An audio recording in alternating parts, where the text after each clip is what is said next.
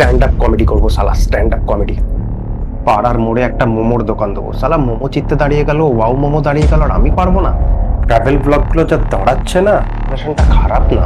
Motivational speaker হবো সালা, শুধু বাতেল দাও আর টাকাই টাকা, টাকাই টাকা। ঠিক এটাই হলো এখন তোমার মাথার অবস্থা। এর কারণ হচ্ছে সোশ্যাল মিডিয়া থ্রু হাজারো একটা ইনফরমেশন তোমার মাথায় গিজ গিজ গিজ গিজ গিজ করছে। কিন্তু আমি দাবা রেখে বলতে পারি, I am very much sure যে এই কাজগুলোর মধ্যে একটাকেও তুমি ভালোবাসো না। তুমি আসলে ভালোবাসো এই প্রত্যেকটা কাজের একটা কমন ফ্যাক্টরকে, fame, success, glamour. But you don't love the process. মানে বিরাট কোহলির সাকসেসকে তোমার ভালো লাগে, কিন্তু তার পরিশ্রমকে নয়। প্রমাণ চাও? ধরো বিরাট কোহলি যখন 4-6 মারছে, তোমার মনে হচ্ছে ইয়েস। বিরাট কোহলির যখন গ্ল্যামারাস লাইফস্টাইল তুমি দেখছো, তোমার দারুণ লাগছে। কিন্তু ওই বিরাট কোহলিরই যদি ঘাম ঝরানো নেট প্র্যাকটিস দেখায়, ওই বিরাট কোহলিরই ঘাম ঝরানো জিমের ট্রেনিং দেখায়, তুমি 2 মিনিটের বেশি দেখবে না। Be honest to yourself. কিন্তু কোন কাজের প্রসেসকে তুমি ভালোবাসো এটা বুঝবে কি করে? দুটো মাপকাঠি আছে।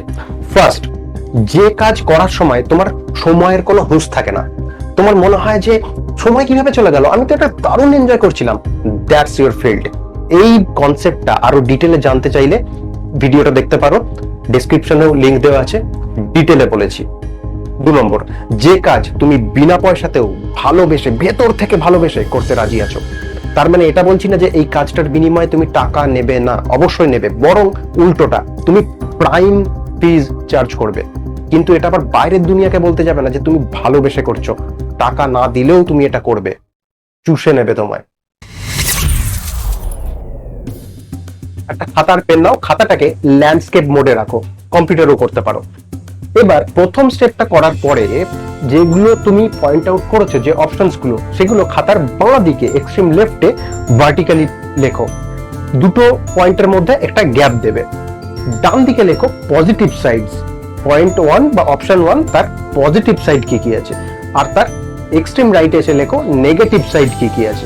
প্রত্যেকটা যে পজিটিভ সাইড আছে সেগুলো তো একদম বিন্দাস, সব ঠিক আছে। ফোকাস করতে হবে তোমায় নেগেটিভ সাইডের উপর। এই নেগেটিভিটির মধ্যে যে নেগেটিভ সাইডস গুলো তোমার আয়ত্তের মধ্যে, ম্যানেজেবল, কন্ট্রোলেবল, সেইটাই ফলো করো। I did the same exercise before starting this channel. আমার পজিটিভ সাইডের মধ্যে কি কি ছিল? ফার্স্ট, আমার ইউটিউব ছাড়াও বাইরে অনলাইন এবং অফলাইনে 12 ইয়ার্স এর এক্সপিরিয়েন্স ছিল এক কাজে। সেকেন্ড, আমার যে অ্যানালিটিক্যাল পাওয়ার, অবজারভেশন পাওয়ার, এগুলো আমি কনফিডেন্ট যে it is my strength. Third, তুমি যে ভিডিও দেখছো, আমি যে ভিডিও বানাচ্ছি, দুজনেরই প্রায় খরচ নেই বললেই চলে।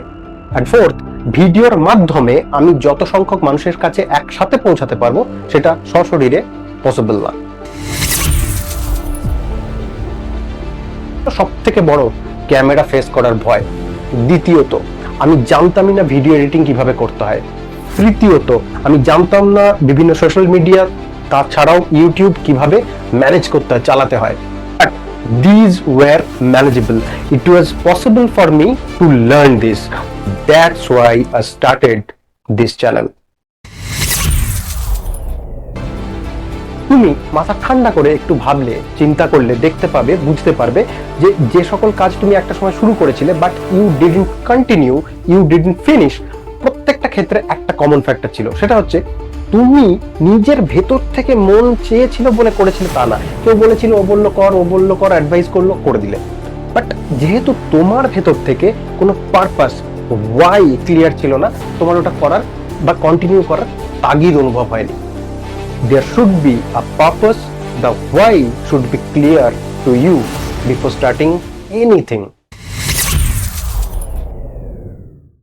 আমার ফার্স্ট ওয়াই ছিল যে ইন্টারন্যাশনাল লেভেলে আজকে যে নলেজ, যে ইনফরমেশন নিয়ে ঘাটাঘাটি হচ্ছে, কথা চলছে, সেটা আমি আমার ভাষায় বাঙালি ইউথদের কাছে পৌঁছাবো। কারণ আমি বিশ্বাস করি যে কোয়ালিটি নলেজ বা ইনফরমেশন কোনো সোসাইটির একটা পার্টিকুলার ক্লাসের পৈতৃক সম্পত্তি নয়। সেকেন্ড, আজকে যে সকল বিষয় নিয়ে কাজ হচ্ছে পশ্চিমী দুনিয়ায় বা ইন্ডিয়াতে অন্যান্য স্টেটে, সেগুলো আমাদের মেইন স্ট্রিম এডুকেশন সিস্টেমে হয়তো আরো 100 বছর পরে স্কুল কলেজে শেখানো হবে। That's why I decided to take the initiative right now. And third, আমাদের দেশের যে প্রাচীন উইজডম, নলেজ, স্পিরিচুয়ালিটি এর প্র্যাকটিক্যাল অ্যাপ্লিকেশনটা ইউথদের সামনে তুলে ধরা। স্পিরিচুয়ালিটি মানেই যে নামাবলী পড়া নয় আর ঘন্টা নাড়া না, ইট শুড বি ক্লিয়ার। প্রথম যে টি শার্টটা পরে শুট করছিলাম ওটা জল খেতে গিয়ে জল পড়ে গেছিল, তাই